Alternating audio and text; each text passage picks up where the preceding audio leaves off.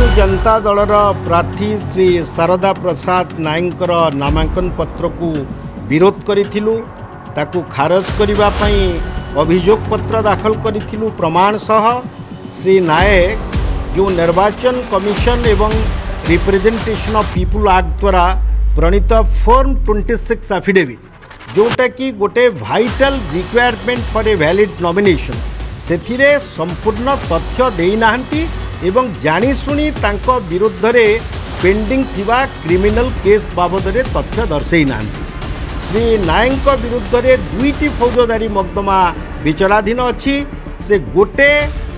फौजदारी मकदमा जो कि चार्ज मध्य फ्रेम हो सारी एवं आसंता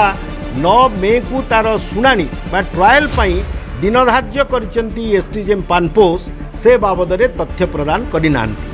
श्री नायक आहुरी मध्य तांकर गाँ संखिलो कटक जिलार सेठी जेते गुड़िए स्थावर अस्तावर संपत्ति अच्छी इमूवेबल प्रॉपर्टीज से संपर्क में मध्य संपूर्ण तथ्य बा विवरणी एफिडेविट रे देना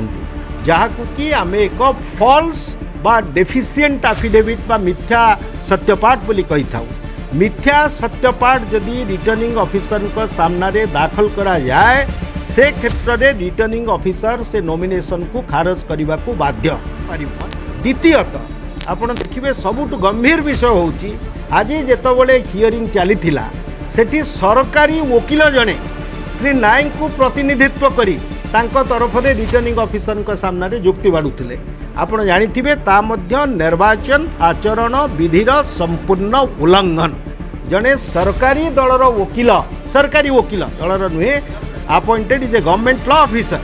से निजर सबु प्रकार आचरण संहिता भंग करी श्री नायकर नॉमिनेशन रो वैधता को रक्षा करिबा पई जने रिटर्निंग ऑफिसर को पाखरे सामना रे तार वीडियोग्राफ मध्य करा जायछि आम ए संपर्क रे आज सीओ को मध्य अवगत करिवु तांको तुरंत एपीपी रु बहिष्कार करा जाउ that is a serious irregularity in the nomination paper of Shri Nayak that is liable to be rejected.